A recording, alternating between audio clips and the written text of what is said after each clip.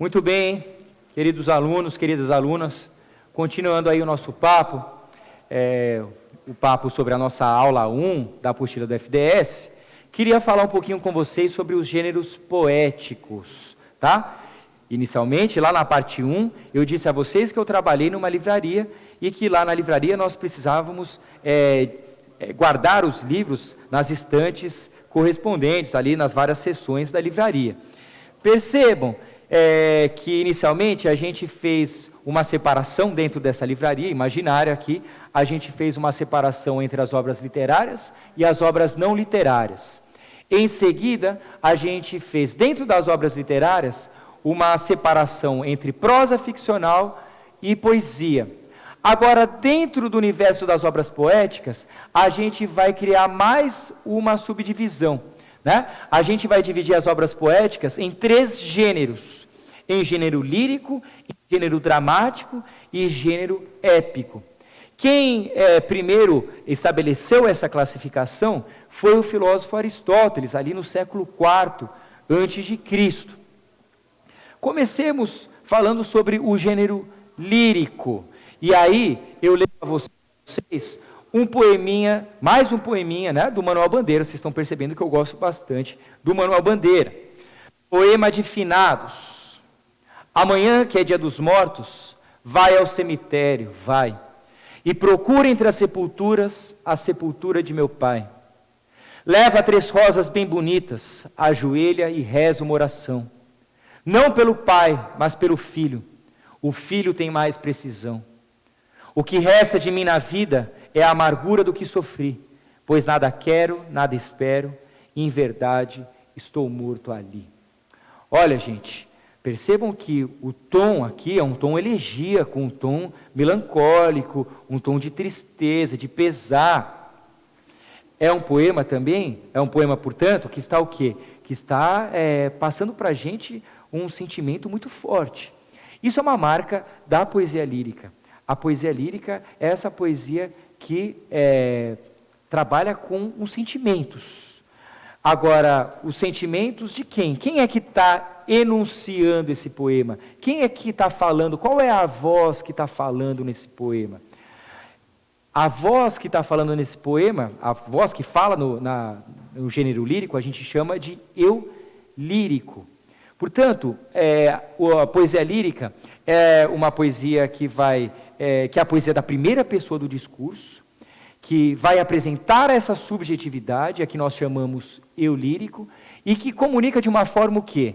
Sentimentos, ou mesmo pode apresentar alguma reflexão, uma reflexão sobre a existência, tá? Então é importante, o gênero lírico apresenta essa voz poética, a que nós chamamos eu lírico.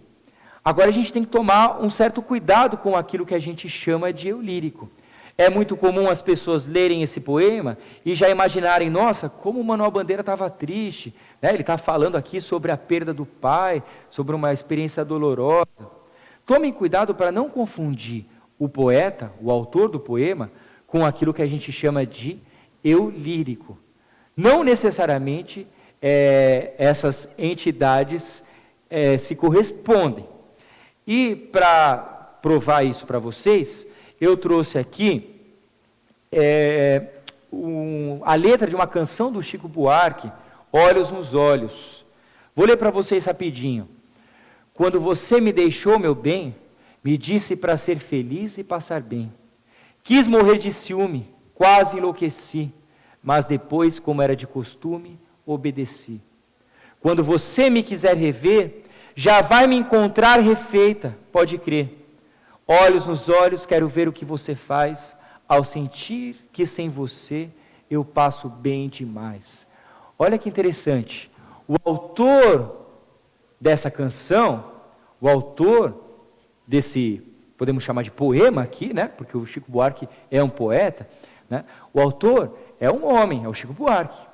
No entanto, a voz que está enunciando esse poema, a voz que está falando aqui, o eu lírico, não é um homem.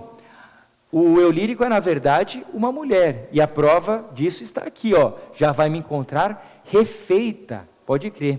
Nós temos aqui, então, aquilo que a gente chama de eu lírico feminino. Então isso reforça a ideia de que nós não podemos confundir a figura do poeta com a figura do eu lírico. O eu lírico é uma construção poética. O eu lírico é uma personagem, é uma roupa que o poeta veste e ele vai, claro, tentar comunicar os sentimentos desse eu lírico da forma mais autêntica possível. Inclusive, quem talvez tenha melhor explorado isso em termos poéticos foi o Fernando Pessoa, nesse poeminha conhecido, né, nesse poema bem famoso, que é o poema Autopsicografia. Vejam o que diz o Fernando Pessoa. O poeta é um fingidor, finge tão completamente que chega a fingir que é dor, a dor que deveras sente. Olha só, o poeta ele tem que vestir uma roupa, ele tem que fingir, né? Ele é quase como um ator, ele tem que representar uma personagem. Para representar essa personagem, ele tem que fingir, mas para ser autêntico, ele também tem que sentir essa dor. Há quase que um exercício de empatia aí entre a figura do autor e a figura do eu lírico, para que a comunicação desses sentimentos realmente nos toque. Beleza? Então, ó, eu lírico diferente do poeta. Beleza. Dando sequência aí ao nosso papo, trouxe para vocês a letra de mais uma canção do Chico Buarque, a letra da canção Geni e o Zé Pelim. É uma letra gigantesca, vou mostrar só um trechinho para vocês, para a gente falar agora sobre o gênero épico, tá? Olha o que diz a letra dessa canção Geni e o Zé Pelim. De tudo que é nego torto, do mangue e do cais do porto, ela já foi namorada. O seu corpo é dos errantes, dos cegos, dos retirantes, é de quem não tem mais nada. Dá-se assim desde menina, na garagem, na cantina, atrás do tanque, no mato. É a rainha dos detentos, das loucas, dos lazarentos, dos moleques do internato. E também vai a miúde com frequência, com os velhinhos sem saúde e as viúvas sem porvir. Ela é um poço de bondade e é por isso que a cidade vive sempre a repetir. Joga a pedra na Geni, joga a pedra na Geni. Ela é feita para apanhar, ela é boa de cuspir, ela dá para qualquer um, maldita Geni. A partir daí vai começar uma narrativa. Ele mostra uma história, ele fala que um dia nessa cidade chega um Zé Pelim, né, jogando bombas, e o Zé Pelim está prestes a destruir a cidade, quando de repente desce do Zé Pelim o seu comandante. O comandante diz que mudou de ideia, né, e fala assim, quando eu vi nessa cidade tanto horror e iniquidade, resolvi tudo explodir. Mas posso mudar de ideia se aquela formosa dama essa noite me servir. E essa dama era a Geni. Então, vejam, o cara quer ficar com a Geni e essa é a condição para ele não destruir a cidade. A cidade vai implorar a Geni para que se deite com ele. A Geni inicialmente não quer, mas acaba, realizando um ato de sacrifício pela cidade. E a cidade, como recompensa, acaba pagando a Geni com toda a ingratidão possível, né? Na manhã seguinte, depois que o comandante do Zé Pelim vai embora, ela vira de lado, tenta dormir, mas o povo da cidade não deixa ela dormir, entoando os mesmos gritos hostis, né, de outrora. Joga pedra na Geni, joga bosta na Geni, e por aí vai. O que eu quero destacar disso tudo? O que a gente observa na letra dessa canção? Nós temos aqui uma narrativa. Isso é uma característica muito importante daquilo que a gente chama de poesia de gênero épico, tá? No gênero épico, a gente sempre tem a apresentação de uma narrativa. Nesse caso, a voz que enuncia, a voz que está falando nesse poema, não pode mais ser chamada de eu lírico. A voz que fala nesse poema deve ser chamada aí de narrador, tá? Então, na poesia épica, o que a gente tem? A gente tem a figura do narrador e a gente, claro, esse narrador contando uma história que tem personagens e todos os elementos próprios de uma narrativa, com clímax e desfecho, tá? É importante dizer que a poesia épica, originalmente, né, ela foi feita ali para exaltar grandes feitos heróicos, tá? Se a gente pensar no Ocidente, a poesia épica ela remonta ali à Grécia Antiga, com as epopeias homéricas, a Ilíada e a Odisseia, e vai encontrar no século XVI já na língua portuguesa, um importante representante, que é o Luís de Camões, e a sua grande obra, Os Lusíadas, né? Então, aqui nos Lusíadas, o Camões vai exaltar o povo português a partir de um grande feito, né, realizado por Vasco da Gama, que saindo ali da ocidental praia lusitana, saindo da costa portuguesa, faz um périplo pelo continente africano, chegando até o extremo oriente. Beleza. Então é importante que a poesia épica, né, originalmente ela é feita para relatar grandes feitos, né, para destacar atos de superação, para falar sobre heróis. A letra da canção do Chico Buarque que eu mostrei para vocês apresenta um herói que, digamos, é uma figura marginalizada na sociedade ageni.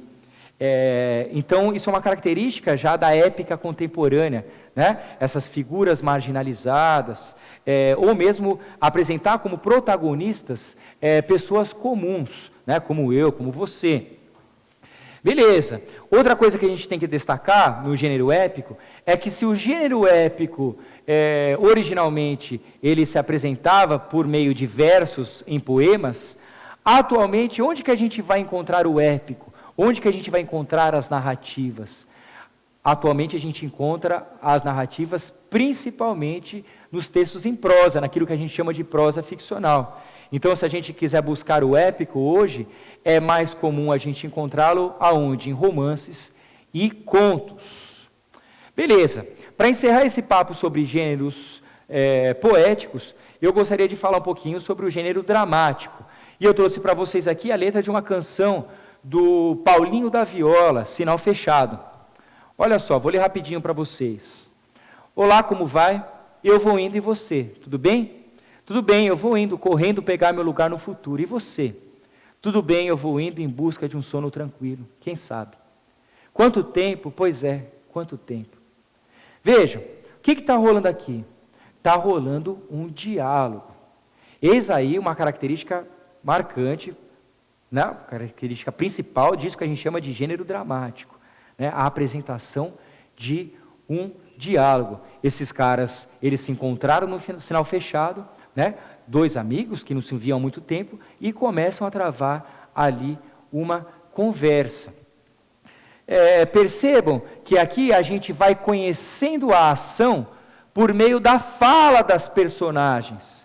Não há mais a figura de um narrador que vai contando o que está acontecendo para a gente. A gente vai conhecendo a ação por meio da fala das personagens.